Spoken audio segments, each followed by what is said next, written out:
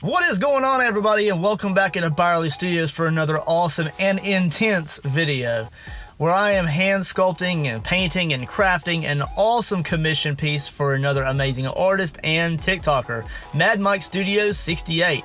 If you haven't had the opportunity to check out this amazing artist who creates robotic sculptures out of reclaimed metal and recycled metal products, definitely go over and check him out. He is an amazing artist and an amazing content creator. So if you've been keeping up with this series so far, this is video number 6 in the overall series, where we have been, at this point, sculpting this awesome tumbler. The very first video was where we were sculpting the concrete and steel plate base, and I went ahead and painted that in that video as well. The second video is where we were creating his work boots. Then on to video number 3, where we created his blue jeans and his work fireman jacket with work gloves. And you can see there it also has a multi-tiered cuff as well. Then we moved on to his head. Now his head was probably the most intense piece of sculpture on this item at this point in time. I really took the time to invest and try to make it look as much like him as possible, all the way down to his goatee. Now, although this is on a 30-ounce skinny tumbler, so the proportions are slightly off, but I think that I was really able to capture his overall look in this build. And I'm very proud with how it's looking so far. Now, as we begin through the painting process later on, it really will start to evolve and come to life instead of being so whitewashed. Once the face and the hair was done, I went ahead and made a headband cup topper, as well as his spiked hair there. Who's ready for an awesome video? Timestamps will be available below if you want to jump around. And I'm so excited to be able to roll into video number 6. Now this is going to be the longest and probably the most intense video at this point, and it's where I'm going to be creating, up to the right hand corner, his welding helmet. Now he has this thing fully customized with all sorts of bells and whistles and lights and wire wrapped around the top there. He also has silver knobs and nodes on the side. He has stickers all the way around it, and he also has, of course, the welding shield that opens and closes on the front. I want to try to capture as many of these aspects as possible, although the dimensions and the aspect ratio will be slightly different than what it should be, as if it was a real item, and I want it to be as functional as possible. Although the clay and all is very fragile, I'm hoping once I get some UV resin and some clear coat on it, it's going to be extremely strong. Now you can see in the previous cup topper video, when I made the headband, we did use nuts, bolts, and washers to create 2 studs that are coming out of the sides of the headband. That is where it's going to be a hinging feature all the way up and down. And it took some thought as to where and how I wanted this to actually attach to the top of the cup there. Although this is more of a trophy piece, something that he can sit off to the side, I still want it to be slightly functional in some ways, so that way if he decided to kind of leave the topper off and drink from it, he could, or if he wanted to move around, he could do so. So by using the piece of Dr. Pepper can here that I've already kind of cut to formation, I'm trying to get an idea of how I just want it to be shaped. So once I get the overall flat portion or the curvature of the front part done, then I can move on to the top part. And you can kind of see that I'm gonna have to do this in 2 separate sections, because I originally tried to do it a certain way, it didn't work out, and I'm gonna show you all of that as we run through this process. When I make a mistake, I want you guys to understand why I made this mistake, where I went wrong, and then we can improve on the design and then move forward. And just remember, there's a lot of ways that you can skin a cat. This is the way that I'm gonna skin this cat. Just be aware that you can do this a lot of different ways. So I'm just using the permanent marker here to kind of mark off the aluminum where I want to take away. So I've already kind of took away the corners there. You'll see that in a moment when I start to sculpt some of the clay. But you can see on the right hand side image, the yellow and black hazard tape down to the chin. There's that kind of swooping motion. I incorporated that in onto the aluminum foil, and now I've went ahead and cut out the eye port. So I don't want clay to be there. I want that to be a functioning eye port. I kind of later on in the process design and figure out how I want to do that. and I'll kind of show that later. But I'm cutting away that clay, and then that way I can kind of just work it into my design as I go. So you'll see here where this is the first attempt at creating this front panel. So I had trouble, and I didn't want to struggle to make the entire helmet in one go. So I decided to separate them out into two separate segments because I'm trying to curve the clay. And then I'm going to bake the clay, but I want it to hold that curvature that I have. And instead of having like a mold or something that I lay this on top of and then bake it over it and then remove it, I'm trying to do it while it holds its own shape of its own volition.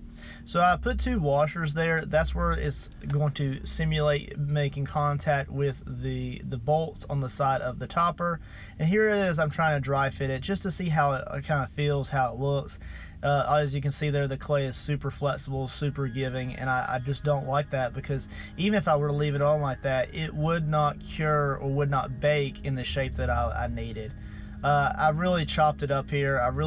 It started cracking a little bit. I started making some mistakes, and I started to get a little frustrated.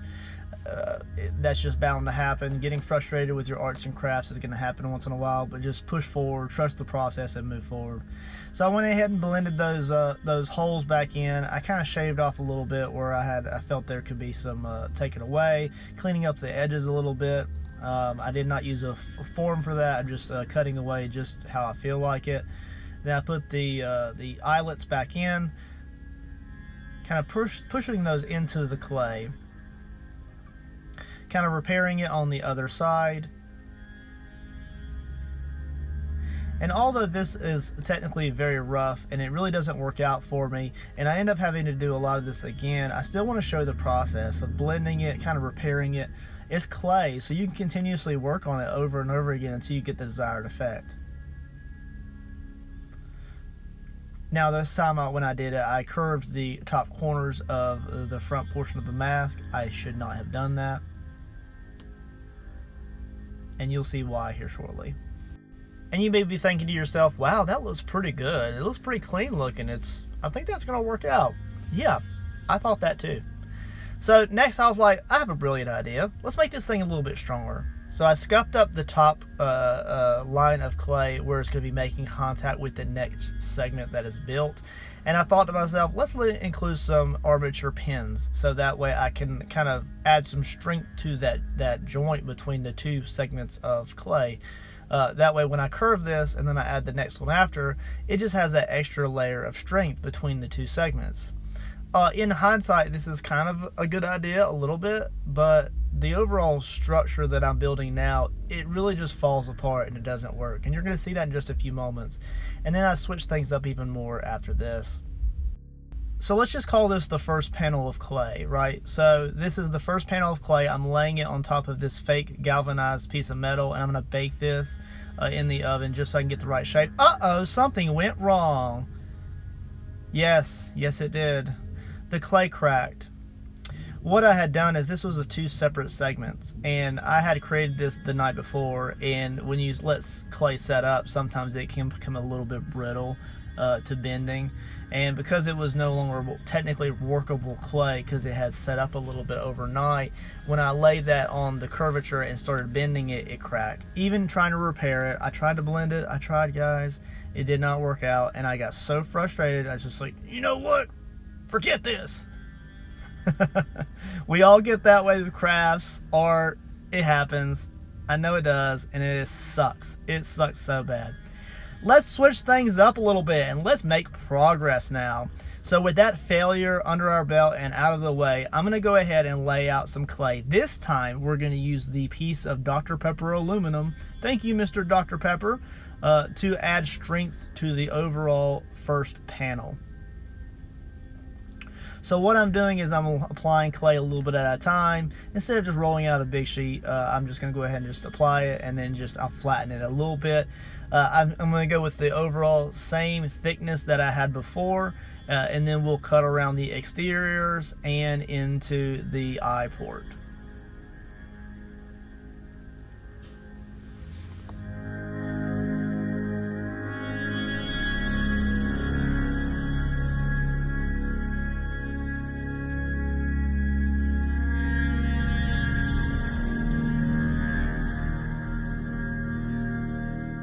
I just want to pop in here and say there's almost nothing more satisfying than using an X-Acto knife to cut clay. Is it just me?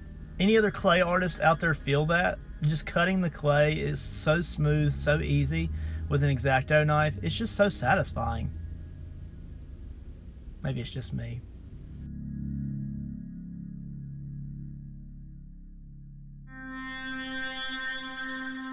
Alright, so with that cut out, I'm going to go ahead and use a silicone tip tool just to kind of blend the interior edges where it's making contact with the aluminum.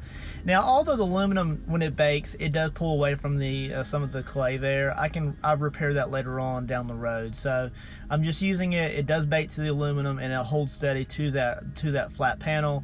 And by having the aluminum on there also, when I curve it, it really holds its shape a lot easier as I'm working in it later in the process, because I do have to work this item with the second panel where it curves up and around the top of the head quite a bit. So having that aluminum there was a good thing to do, just because it has that extra strength while I'm being rough with it later on down the road. So I kind of went ahead and bored out those two eyelets, and I'm just using the back butt of my silicone tip tool there just to kind of bore those out. Now I'll go ahead and put the same washers in place. You may be asking yourself, why are you using washers? Well, so the washers are to apply a little bit of strength. I know that this thing is going to probably get a lot of wear and tear in the upward and downward motion of the welding visor. So I want to add a little bit of strength, because if I just leave the clay by itself, even without the aluminum foil, then it could possibly deteriorate, and then it would just break free because the clay would be just slowly deteriorating against the threads of the bolt. So I went ahead and put those washers in place, and then when I come back over it with epoxy later, they get kind of locked into place, and then the interior of those washers would be making contact with the threads of the bolt instead of the clay. So metal on metal is better than clay on metal, so it wouldn't deteriorate and break later on down the road. So I try to keep that in my thoughts as I go through the process. It's also good just to have a little bit extra strength there around the eyelet so it doesn't crack or break, even if it feels just a micro fracture or something like that. So now we're going to go ahead and try the same method again. I did all of this in one session. Good for me, right? So I'm putting it on this fake galvanized tin can. Don't worry, it's not real galvanized, so I'm not going to hurt anything by baking it. It's not real. Kind of blending it a little bit at the edges, making sure that I kind of like the overall effect. I don't mind if it's not completely smooth, because we're going to do some things later on in the process that's going to apply more texture and detail to the overall metal panel look. I went ahead and just used a simple rubber band here just to hold it into place, and I do bake that with that on there. It applies a line to the clay. I'm not worried about it. I could have also went ahead and applied a layer of parchment paper to the clay before I applied the rubber band. I'm not really worried about it. I think the line in itself kind of disappears in later stages, but if anything, it just makes it look more like a metal sheet panel that was turned into a helmet. So now I'm using a little bit of rubbing alcohol. We're going to go ahead and just go over it with a thick bristled brush just to kind of blend any fingerprints that I had left on it. Like I said again and again and again, I'm going to use later stages to kind of make it look more like metal. However, anything that I can do to accelerate that process and make life a little bit easier on myself, then is all for the best. Alright, so here's the cup topper, and then here it is in all its glory. And now this thing is piping hot straight out of the oven, and I wanted to try to test fit it before it is fully cooled and cured. So it is piping hot, it's still malleable, it still can be worked. If I need to put it back in the oven, I could do so. So I'm going to just get an idea how I want it to function. Let's not lie, I was so excited to have this portion at a point where I was happy with it. I was just balls to the wall excited to get this thing on this cup. I'm not gonna lie, you guys, I was so excited. I was so happy with this session, the fact that I was able to go ahead and get it ready. Now, although I don't have all the washers and the bolts on there that I'm gonna have on there when it gets done, but the overall effect is spectacular, and I'm so happy with how it turned out so far. Now I'm putting a piece of aluminum foil underneath the aluminum sheet where it's making contact with the nose, because I still do have saran wrap under there, and I don't want that aluminum to melt the saran wrap and just cause like a sticky mess or something that I may have to scrape off later. So here I am just kind of getting an idea of how I want the top part of the helmet to go. On the right hand side, you can see where it curves up and over the forehead to apply protection, and then it has a lot of bells and whistles on there. We will get to those later. Alrighty, so we're going to start in with segment number 2. Now I wanted to add a little bit of strength to this. The first part worked out so well that I was like, hey, I'm going to go ahead and do the same thing with the tin can aluminum. So it baked so well, it didn't warp, it didn't really have any problems with it adhering to the clay, and it created just a nice strong feature. So what I'm going to do is I'm going to create just a roll cage or a kind of like an exoskeleton frame that's going to give it a little bit of strength, but also is going to give me something to attach my clay to as I warp the clay around the top of the cup. So you'll see me kind of just work this into the little crack between the aluminum foil can, Dr. Pepper, thank you very much, and the clay itself. So there's a little crack there. I squeeze that in there, and then I go ahead and lay those over there. They're just like ribs in somebody's body. I'm laying them out, so they're just creating just a small rib effect. There's a little bit of curvature to that one right there. I'm not worried about that. And then what I do is the ones that are going across the middle, I kind of intertwine them or weave them like a basket between the ones that are going horizontal.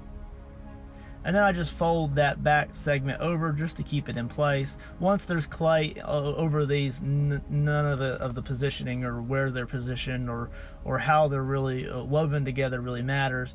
The fact that they're just binding together, and it creates a void between the clay segments and just gives it something extra to attach to.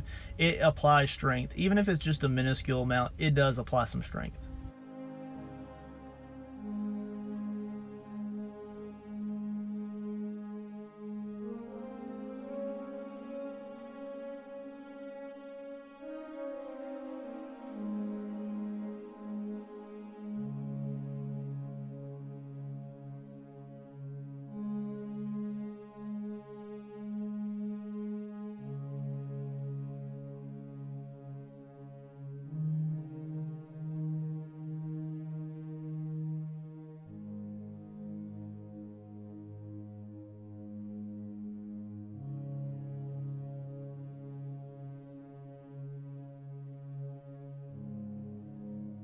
Alright, so once I kind of got the exoskeleton and kind of how I like it, I'm going to go ahead and roll me out a nice thick piece of clay. Now I do kind of resituate this a few times just to kind of get full coverage. It's just big enough to reach the size that I need. You can also see that it's not necessarily as thick as the clay for the lower panel is, so I do plan to remedy that. So I'm just kind of lay that on there, and then I'm going to use scissors to cut that to shape. Now that's not to final shape, but just the overall general shape. I'm using scissors instead of like an X-Acto knife or just a bladed tool, because I don't want it to tug the clay and thin it out if it were to tug on the clay. By using scissors, it cuts it cleanly. I'm just going to go ahead and start blending that and pushing that into contact with the lower panel, which is already baked, so that's a hard surface I'm pushing against. And then I'm just going to slowly remove clay around the lip there, and I'm going to blend that in as I go.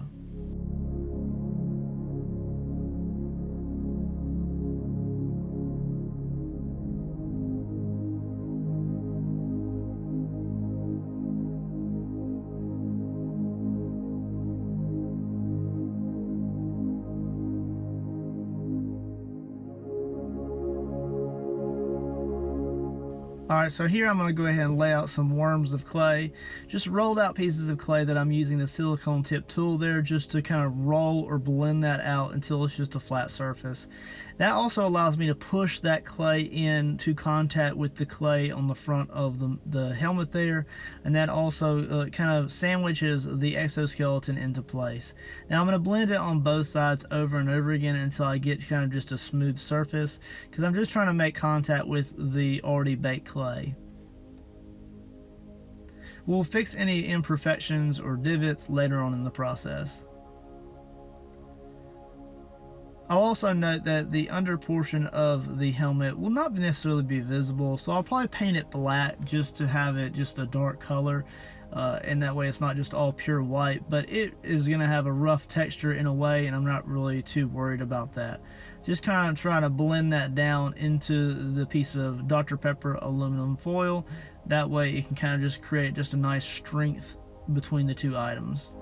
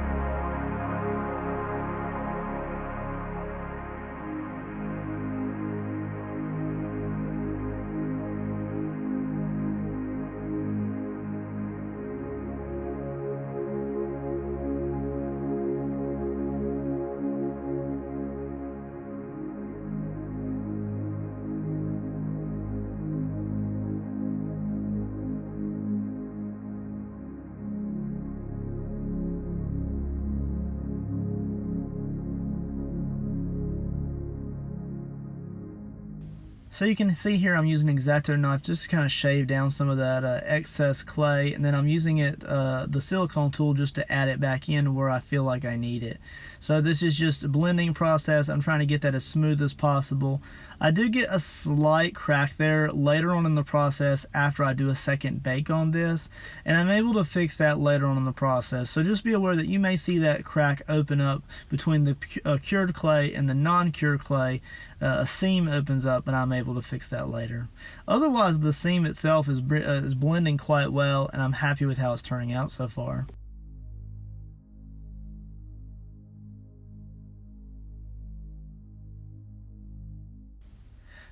Just right here on the left hand side where I'm holding the clay, the aluminum foil is slightly pulling away from the clay at the corners.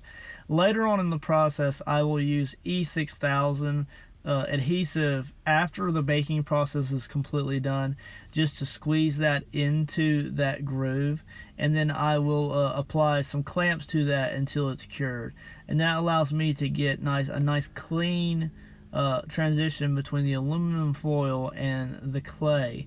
I don't want there to be a big gap there, because that's just asking for problems later on down the road. So just be aware that the clay and that aluminum foil at the corner is separating, and that I do fix that later on in the process. There you can kind of see it right there in the left hand corner there. There's that separation. And when I lay it down on the tabletop here and I move it, you can actually hear it like popping and scraping as it kind of like, slides across the tabletop. But I'm able to resolve that later on in the process. So I just want to make you aware that is happening, because there is some separation between the aluminum foil and the actual clay itself, but I do remedy it later. So here's what we look like so far. You can see the band going across the top. The actual transition between the lower panel, which is bait, the top panel, which is not, is looking pretty good. On the right hand side image, you can see there's a little band that goes across the entire, on the exterior edge of the entire helmet. So I want to make sure I'm able to get that on the outside edge. So what I'll do is I extrude just a small rectangular piece of clay, and I'm just going to go ahead and press that into place, so that way I can have that done before the second baking process. I almost said the first. Technically the lower half is already cured, but I'm going to go ahead and do a second bake so I can bake all of these details at the same time. Let's make it all one piece. Cut that, and then I kind of blend that in with the silicone tip tool there. Looking good. I'm really happy with how that's turned out so far, and then we're just going to continue refining this over the next few minutes.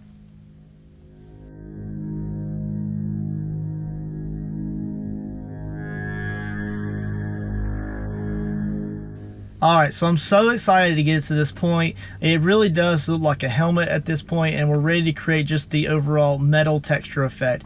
Along the way, I've talked about hiding blemishes and little mistakes here and there in the clay, and this is where I'm going to start to do that. To do this, I'm going to just achieve an overall metal plate texture effect using liquid Sculpey, liquid polymer clay. A lot of people call it like liquid clay, bacon bond. They call it a lot of different things depending on where you're at, who you are, and who you talk to. So it is just this is a pearl white. It's the only color that I had. I don't really think that the color matters because I do plan to go over it with paint towards later stages, and then it's really going to change how it looks. But for the most part, I'm just using this to create just a nice, smooth, glossy surface, and then that way later on down the road when I do apply paint to it, even if it does have a dent or a dimple here and there that I may accentuate with some metal colored paints and things like that, it has the overall shape. So that is off to the side, and I did bake that as 275 for probably about 8 to 10 minutes, and I'm really happy with the overall effect. It also feels a lot stronger than if I had left it by itself, and it also helped to kind of adhere that exterior rim of the helmet to the actual metal plate or the base clay. So we've moved on to another stage here. I am creating the little silver knobs on the side of the helmet. There's a image in the top right hand corner of that. Just very simple little knobs. Now these are not proportional to the exact knobs that he has on his helmet, but I didn't want to leave them off. I felt like that they'd be too noticeable without them. So even though these are a little bit smaller in proportion to the ones that he probably has on his helmet, I wanted to include them. So I've just rolled out some clay, and I'm just using just the side of a sculpting tool handle and just the silicone tip tool just to create kind of like a textured effect there. They don't have to be super exact. I'm going to go over them with silver and gunmetal gray paints just to apply a lot of shine to them. And then they're just going to be very simple knobs that I will attach before I clear coat UV resin the entire thing.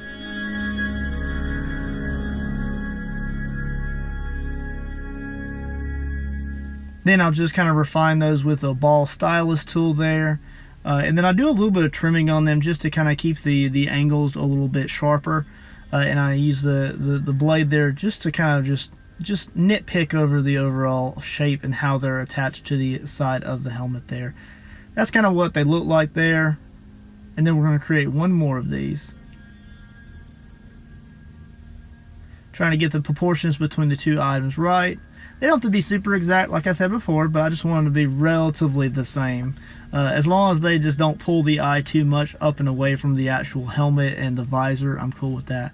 I also went ahead and drilled and screwed a Phillips head screw into the top of the helmet here. This is where he's gonna have it's almost like a helmet electrode probe or something that's coming off the top of the helmet, and then there it is in the top right hand corner. He has coils wrapped around it with some glow resin and glow lights. So I'm going to try to attempt this, and what I'm doing is I drilled that screw into the top so that I can have just an extra level of connection there. And now I'm just rolling out just the general shape of what that piece of casted aluminum would look like. Now I'm just trying to get the proportions somewhat right to the size of the helmet.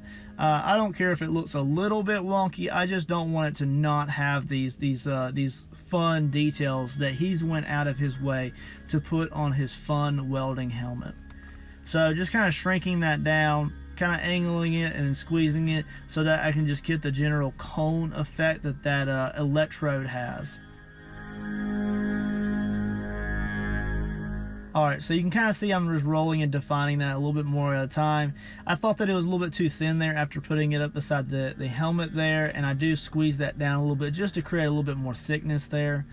And then what I need to do is I need to create the base for it. So it looks like it is a casted piece of aluminum, and what I want to do is I want to create as much of all of the details as possible.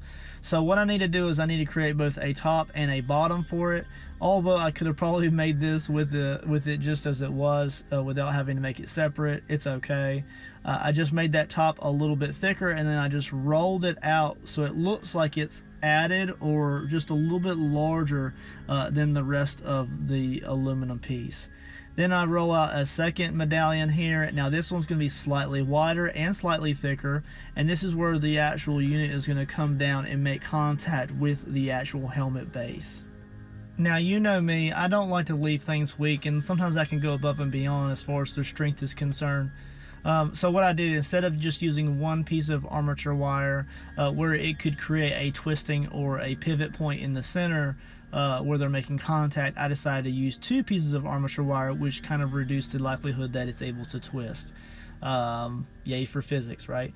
So I'm gonna go ahead and texture that by scraping it up just so it has a little bit of more texture on the contact, and then I just push that into the base. So moving forward, we'll just call this the aluminum casted base, and I'm going to blend that in with my tool here just so it looks like it's one piece. Now throughout this process, I say it looks like casted aluminum because if you look in the top right hand corner, that very center of the base has a line there, and it looks like it came from a cast. It's not necessarily the case. I don't know what that's from, but all I know is that's the way I'm going to describe it, and that's the way I'm going to paint it. So I'll paint this in silvers and grunge, and then I'll add like probably a darker wash to it to give it a casted aluminum look.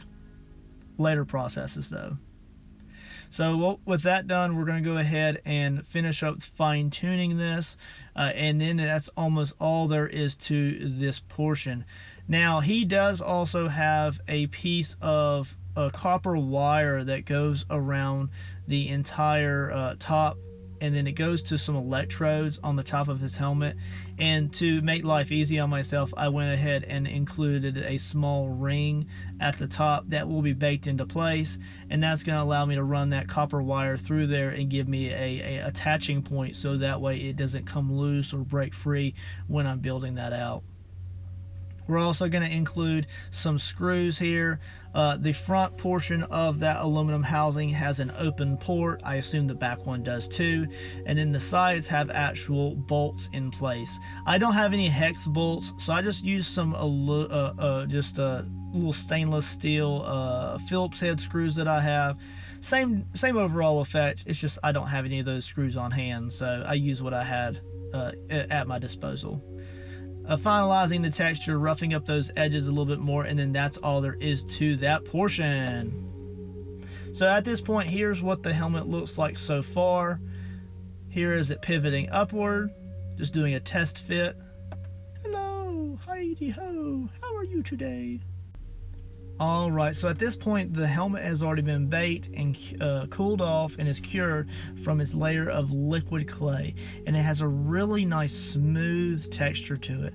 Now the helmet is not going to only just move up and down on the bolts of the topper, but it's also going to have a functioning eye shutter. So I want to have a little door that opens on the helmet in an up and down motion, so that way it's as realistic to his helmet as possible. You can see in the top right hand corner what it kind of looks like, and now it's projected out and away from the helmet, and its distinguishing factor is that it is away from the item. And I think that not only that, but the overall hinge that has two separate hinges is going to allow me to up my game and just increase the overall difficulty of the build. So as you can see right now, I'm just trying to pick the right bolt size, because although my hinges aren't going to look exactly like the ones in the picture, I still want them to be somewhat functional to the overall design that the helmet is on. So I'm going to use the same bolt, washer, and nuts that I use for the topper, and I want to incorporate those into the rest of the helmet. Now the overall process for this went pretty smooth for the most part. The only time that I ran into problems, and I will show those to you, I show you my mistakes. for the most part. When I was creating the little window door frame, I made some mistakes, and the hinges really did give me some issues. I really did learn a lot from this. I did make some mistakes, so I do have a little bit of cleanup work in later stages to do, but the overall strength is there. The functionality is there. So right now what I'm going to do is I'm just using a simple popsicle stick to gauge how deep I want the projection from the helmet to be. I thought a popsicle stick is just a very easy way to measure that. Now what I'm doing is I'm using the X-Acto knife blade to measure how deep the corners need to be. So I'm just kind of marking those, and then I use the popsicle stick as a straight edge to just go ahead and cut those. So cut that straight on both sides.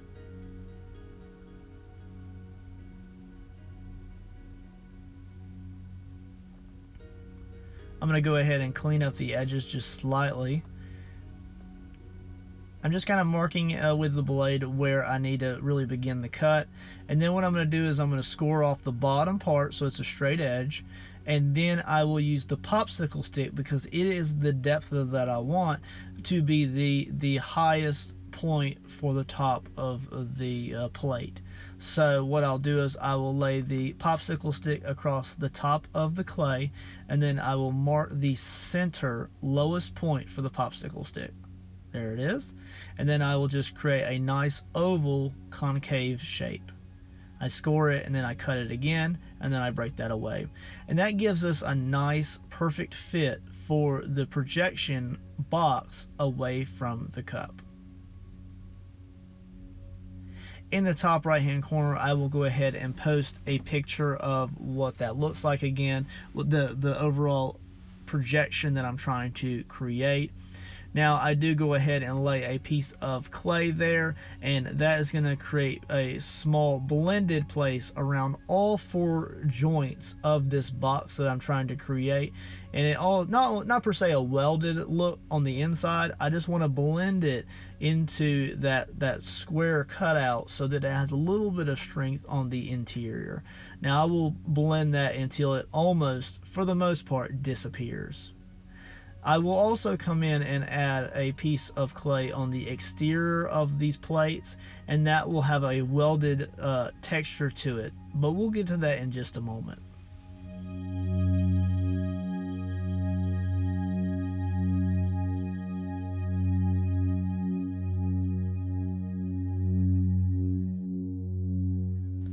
Here you can really see how that easily blends out to a nice smooth surface, and it really does look like it's almost one piece of metal from the inside out.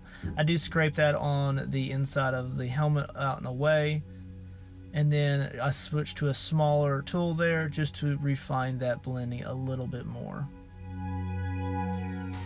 So once I'm done with that, I'm going to go ahead and straighten that edge, just in case any of the pressure that I applied to the inside portion kind of push that upward. I don't want it to be warped in any way, or at least I don't want to miss it if I did, you know. If there's a little bit of warpage there because of baking or something like that, I'm alright with that. I'm okay with any imperfections that the paint could possibly cover up, but I just don't want to leave anything that I could have changed there, you know. So that's a really nice straight edge there. I'm really happy with how that looks. And then I'm going to go ahead and apply the outside welded joint. Now this is going to be a lot more texture than that inside piece. I do shave a little bit of this off because there's quite a bit of clay there that I added, but I do go ahead and leave quite a bit of that behind, and I'm going to go ahead and texture that with a metal tool so that it looks like it's just a rough welded joint, whereas maybe Mike had added this to just a simple welding helmet, or maybe it's been repaired, or that's maybe how it came from the factory. I know that a lot of helmets used to be metal before they had fiberglass, so it's just kind of cool to be able to incorporate welding joints into stuff.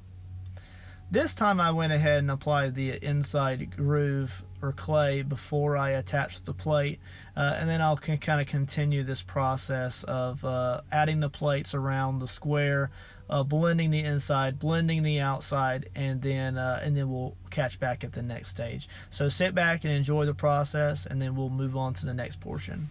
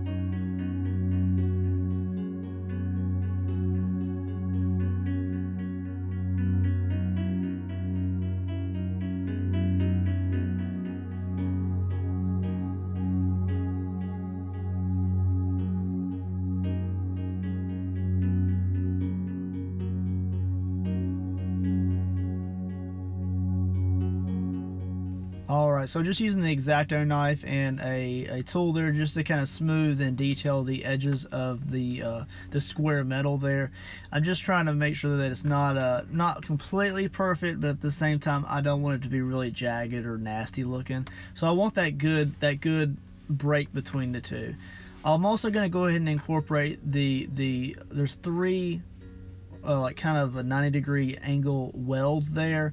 Those are for strength, I'm sure. I'm gonna go ahead and include a picture of that right there. You can see the top one's very visible there, and it's almost like it's just like a little small flange that's just kind of keeping the box from shifting and moving. It's just a piece of strength metal, and it keeps it from bowing outward. So I'll go ahead and finish those out with some weld seams around the bottoms of them, just to kind of make them more blend into the base around the actual square pieces of metal. And then I'll also go ahead and apply the one across the top in the very center. Now these are slightly larger than the ones that he has on his helmet. I went ahead and thought to myself, I'll go ahead and take it up almost all the way up to the ridge line of the box. And it's just extra support on my side, right? This is clay, this isn't metal, this isn't polymer plastic. Anything that I can do just to increase the overall strength in a way is a little bit better, while still achieving the same simulated effect. Obviously, if they were too big or too small, either A, they wouldn't be noticeable, or they would just be too obscene. Very good. So I'm really happy with how this is turning out. Now begins the difficult part, you guys. And when I say difficult, I mean this thing gave me some problems. I wanted to create hinges that were very similar to the ones that he had on his helmet already. You can really see how they're kind of like, they're just square boxes, and then they have a pin in them, and then they have the actual joint or hinge for the flange frame of the door there. I really wanted to create the same effect. Sit back and enjoy. I do make some mistakes. I have to do a lot of carving, a lot of fitting, and the only problem that I ran into is the fit of the hinges. So you'll see here in later stages, after I finish building the actual frames for the hinges, and carving them out and smoothing them and making the eyelets for the bolt to go through, all of that fitting goes quite well. And the only problem is the fit of the eyelets for the door. So you'll see that me come back into that here in a little while. But before I do all that, I have to build out these frames for the hinges here and get them carved out. There will be two of them, one on each side, and then I will actually begin the process of building the frame for the door. Now I say frame because it is not going to be a solid piece. It is going to be clear in a way so that you would be able to technically see through it to his eyes. It will be a dark tinted UV resin pour. I made the UV resin. I may do 2-part epoxy. I don't know. I'll probably try to do just resin so that we can see through it. But that will be in a later video. But just be aware that that's why it has a frame, is because it's going to be a piece of resin glass in that insert. But also by having a resin insert, it allows me to challenge myself, because obviously a little frame is not going to have the same strength as a full piece of clay that would go across the entire front housing of this square box. So I'm just going to go ahead and begin framing in these hinges, and then we can move on to the framing of the actual door.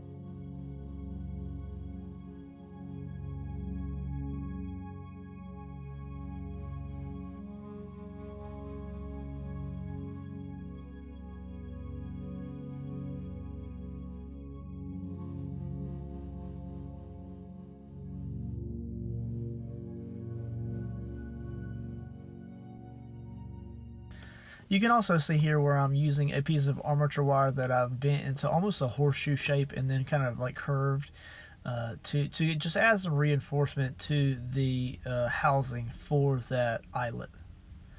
I'm going to go ahead and wrap that in clay, and it just adds just a little bit of strength to that overall joint.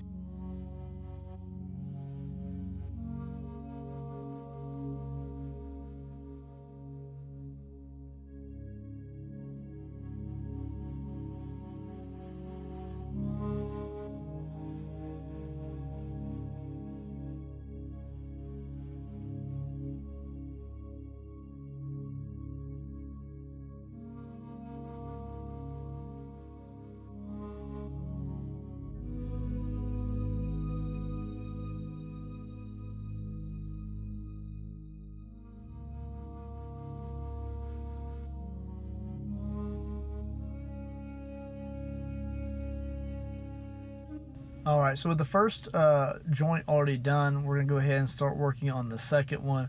I'm just kind of refining that edge a little bit more. There's a little bit of a ripple there that kind of bothered me.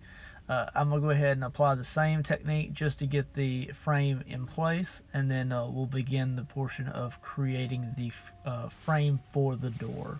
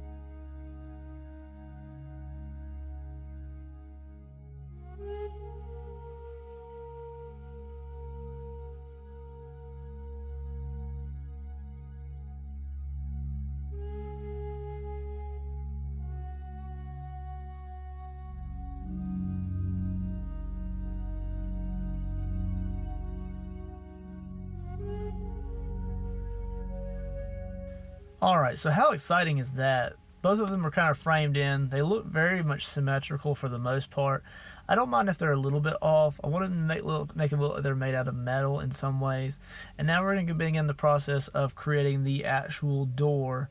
So I'm just kind of marking off on a piece of parchment paper where I think that the hinges need to be. These measurements are very, very much off. So I'll have to come back in and kind of correct this over time. What I'm trying to do mostly is I'm trying to get the overall gauge for the interior eyelets that I need for the frame. Even then, I really have trouble getting these to the right size and getting them to not only move, but move together. It's not as if I'm just using one hinge or one hinge all the way across. These are individual, and I need them to move together at the same time. So now I'm just marking with a pen where the outside edge of the clay is, and that's where I'm going to go ahead and build out the clay frame and structure. So this piece of parchment paper will kind of follow me along the process of creating this small opening and door.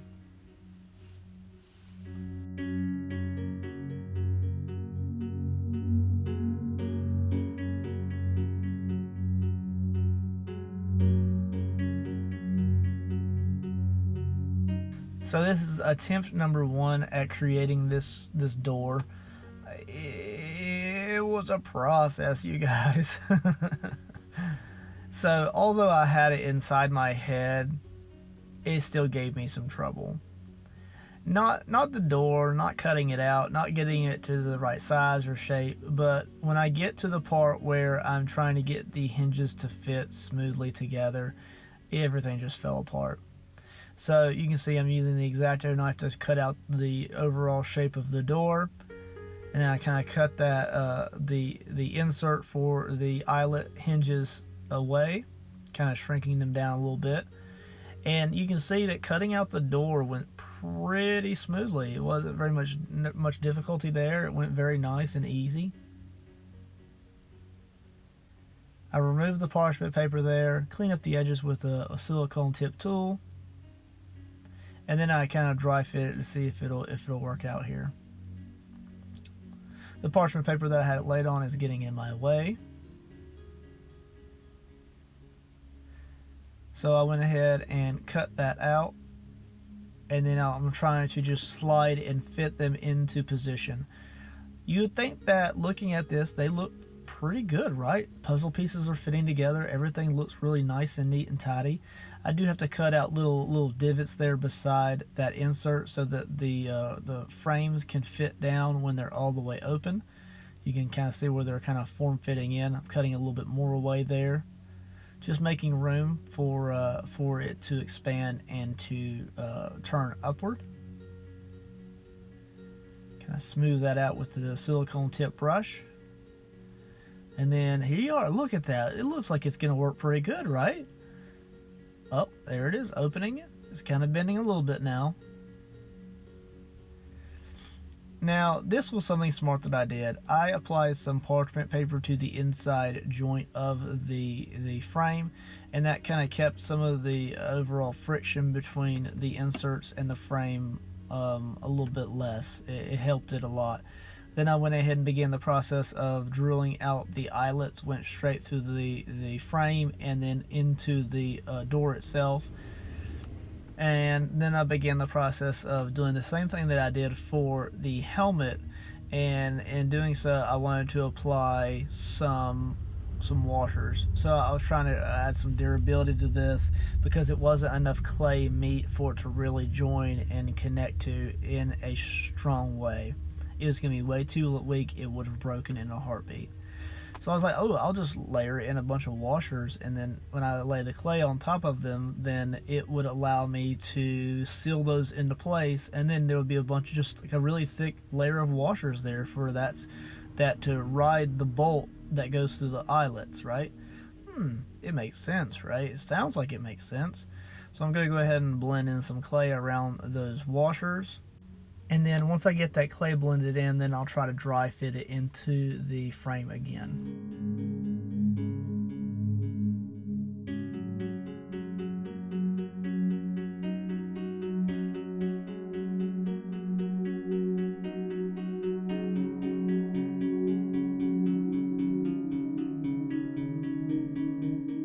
So here I am just trying to dry fit it. Like I said before, I'm using that flat bladed tool just to kind of gap it and to make enough room for me to rotate it in an upward manner.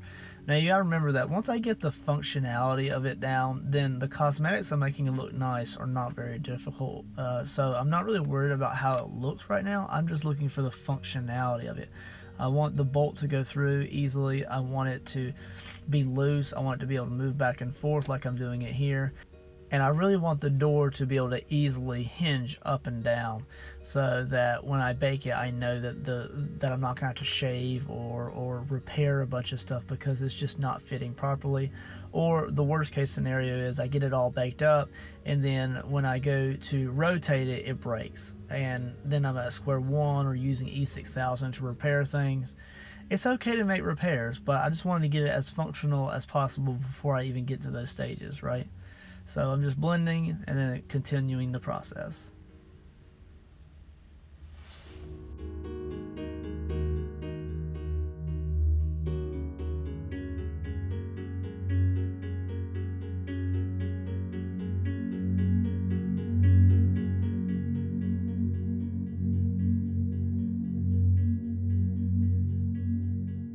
So looking at it right now, you would think that it looks pretty good, right? You would think that it's cosmetically needs a little bit of work, but for the most part, it's functional, right? It's moving up and down. Wrong. So wrong. I decided to try to put a little piece of armature wire there just to add a little strength to that joint, because every time I moved it up or down, it was so tight that it was applying pressure to the joint at the base of where the little door would be. In the eyelet, so it was going to break. There's no way this could have been baked and it would have not have broken, or been so tight that I would never have been able to rotate it without it breaking. So I was just kind of sitting back, looking at it, thinking about how I wanted to do this. I kept trying to widen it out to try to make it to where it had enough room. It just wasn't working. I kept trying and trying. I can be stubborn sometimes. So let's try something different. Now this is round number 2 or 3, I don't know, I lost track. So this time I'm going to actually use 2 nuts instead of washers, which I guess the washers could have been shifting around too much. This time we're going to use gaped up washers, so they're gauged up so that I have extra room, and they'll easily be able to ride on the smaller gauge bolt. And then I'll have enough room to where, as long as the eyelet and the frame are apart from one another, then it wouldn't bind up. So I'm like, this is going to work out. So I went ahead and put the nut on half of the eyelet, and then I went ahead and put them in place, put the bolts in, and then I blended just a small piece of clay. Me having to pry that out of the frame is never a good sign. I would have hoped that it would have just pulled up naturally, but it didn't. I went ahead and added clay around the exterior of both nuts. And then I tried to dry fit it again. Fail. I went ahead and applied some parchment paper to the inside of the joint to reduce friction like I did before. They're fitting better, right? Look, guys. They are fitting better together. I'm making progress. Yay! Making sure that the frame and the eyelet are kind of gapped apart, and then I had trouble kind of fitting them together. I used a needle tool there just to kind of bore and center the holes, and then yay, the bolt fit through. I'm able to move it back and forth, so that means that they're centered out and they look pretty good. And then there's pressure. There's pressure when I'm picking it up. It's still catching quite a bit. So the eyelets look pretty good. They're stable, they're stationary. The joint between the eyelet and the plate are bending slightly, so I need to switch things up a little bit more. So to achieve this, what I decided to do is I went ahead and finished out the door, and I went ahead and applied those 2 small nodes to the exterior of the door. I'll post a picture of that above us now. Alright, so with those nodes added to both sides, I went ahead also and cut out the square port for the eyes. That's where that UV resin is going to be for the glass effect. And that left me with the frame for the eyes.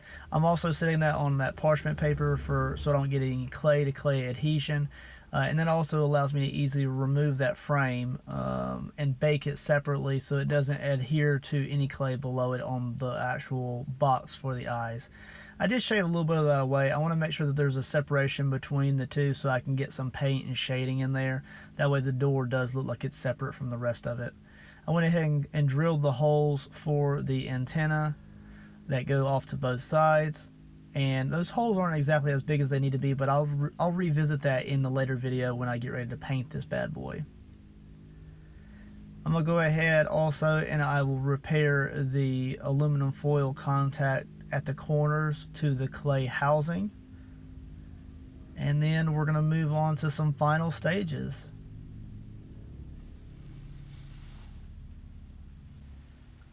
Then I did one more dry fit before I got ready to bake all of the segments here. Also, while it was raw clay, went ahead and did a dry fit of the cast aluminum piece on top of the welding helmet there. That also allows me to thread this back on after it's completely baked. Applying some last details where I had my fingerprints on there and blending just a bit extra. And then I did the same thing that I did for the main housing, and I went over everything with a little bit of the liquid clay. And again, this is the pearl white So it's got a lot of sheen to it. I like that I'm able to kind of simulate what it might look like when I apply some metallic greens to it, because I do think that I'm going to let it match his helmet as closely as possible when it comes to the color code. I also apply that to the frame of the door, and then we're going to move on to baking.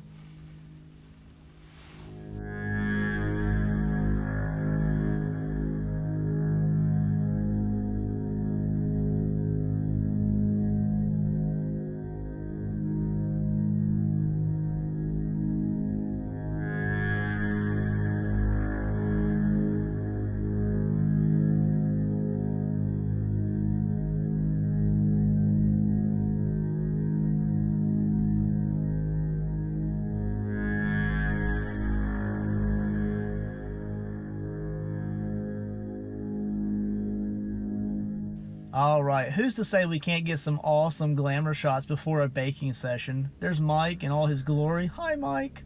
And here is his welding helmet. So this is the last time that any of these items are going to go in the oven, and then they're going to be moved on to final stage before painting. So we have the actual aluminum cast anode, those two silver nodes on the side, the frame for the door, and then also, of course, for the actual helmet itself, the box with the frame hinges for the eyelets. So here it is after its baking session. It has a great texture to the overall helmet. Just test fitting a few of the pieces here before we roll into final effects. You can kind of see that's a very tight fit on that screw, so the clay did expand a little bit. I'm completely okay with that, and I'm going to apply some E6000 before I screw that all the way down onto the screw on top of the hat there. So also another note is that the cast iron anode will have some washers underneath it. I will age some of those later. And then here is the door. So it turned out great, right? But it's not as loose fitting as I would like for it to be. So although the baking session is over and everything is kind of finalized and set and cooled off, we have some issues. Alright, so the very first issue that I have is the fact that the nut that I used for the eyelet for the frame isn't lining up with the eyelets or the ports for the frame. So here is me trying to put the bolt through and they're not lining up. Either A, the clay expanded, or B, my alignments were just completely off. It could also be that some clay just that was raw fell into those eyelets and now it's blocking the way. Whatever the reason, it was a problem. I couldn't get the bolt through just the eyelets by themselves, so it was an issue. So I tried to use a needle tool there to clean out those ports, and it did not work out. So instead I switched to a hand drill tool. This is just like a clay tool that is used to drill holes in things by hand. It was really tough. It works, but it's tough. And then I decided to switch over to the electric drill. What can I say? I love my power tools, you guys. So with that resolved, I was able to get the bolts through the eyelets. However, we ran into problems with them lining up still. So they just weren't lining up to where I could get the bolt through. If they had, then this would have been an easy process. But it was problematic. And even when I did get through there, they were really, really tight. So this is the beginning of me using the X-Acto knife to slowly carve away the cured clay so that I can get these eyelets and the frame to line up. I also attempted to use some sandpaper there. Sanding clay with sandpaper is just such a hassle. So avoid that if at all possible. I went back to my X-Acto knife. Now, like I said, look, these are lining up and they are very tight. And I could have continuously worked at these, but I made a mistake here. We're about to get to it. I feel it coming. I feel it coming.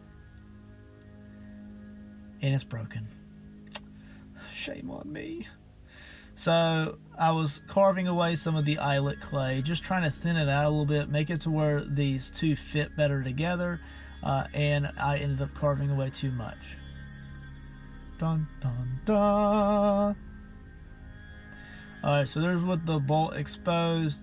Now they're fitting better together, right?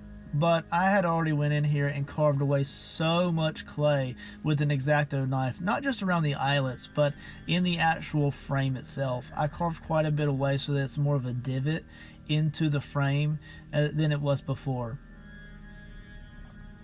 Look how great it's opening, you guys. It's working pretty good. Now, I don't have it in the second one yet, but this isn't a problem. This isn't a problem, you guys. I'm going to be able to fix this with UV resin. I think I stated that earlier in the video that I come back in with UV resin, and this is where I'm about to do so. But overall, like I said, if I use the UV resin and I paint the UV resin before final effects, you will never be able to tell that it's UV resin and not Sculpey clay. So Mike, if you're watching this, yes, you can look over at that visor and say, that one hinge is a little bit off, but you'll never know if you don't watch the video. If I never pointed it out, you'd never know, right? That's awesome. So just shaving a little bit off at a time. I'm just trying to make this as seamless as possible.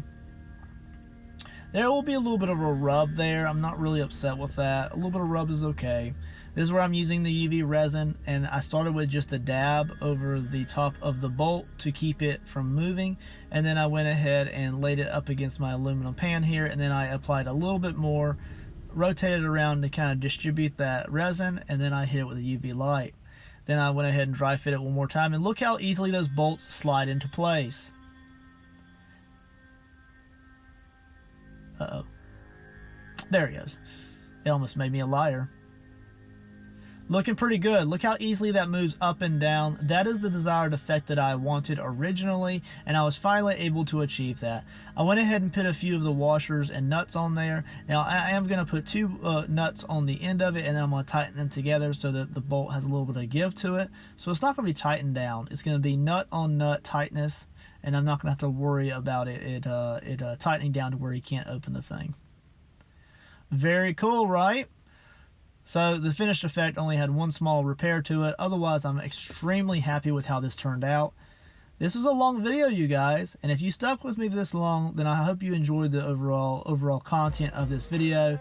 Now, I do have to disappoint you. You will not be able to see the overall full final effect of this because I do not have the anodes on top of the helmet or the silver nose or knobs on the side of the helmet either. But you can see here how the actual eye frame is moving up and down, and then I'm also going to go ahead and put this on the tumbler itself, or I'm going to put it on Mad Mike, so that way you can kind of get a general feel for how it's going to look.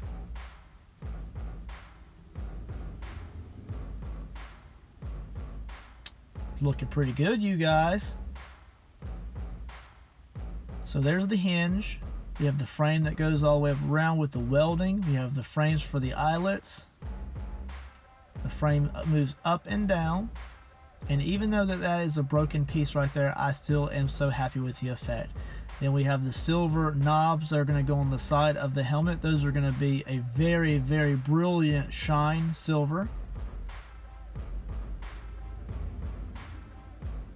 I think that looks pretty good. They're not necessarily as big as they are on his helmet, but I still think they have a good effect. And then there's the cast aluminum, let's call it an anode for the top of the welding visor.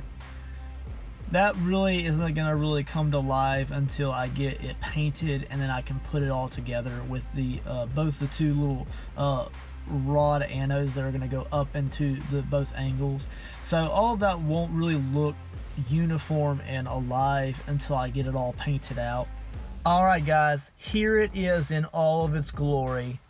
The awesome welding visor of Mad Mike Studios. Now, not fully complete, but you get the overall effect. We have the helmet, we have the aluminum anode on the top, we have all the holes drilled for future projects, we have the silver knobs for the side, and we have a working hinged visor for his eyes, which will eventually have a UV resin glass insert. What an incredible build this thing has turned out to be. Not only is it an awesome piece of art, but Mad Mike in himself is an amazing artist. So if he's able to look back on some of these videos, he's able to see how his item is created is even that much more special. He's an amazing artist, and if you don't already know him or follow his work, you definitely need to check him out. Mad Mike Studios 68. And again, I would like to thank you all here on YouTube for watching this long content video. And the overall video ran about 1 hour and 15 minutes long. So thank you for taking your time to invest in enjoying my art. If you haven't done so already, make sure you smash that subscribe button. Make sure you hit the like, and let me know in the comments what type of builds would y'all like to see on my YouTube at ByerlyStudios in the future. Thanks again, guys, and I will catch you on the next awesome video.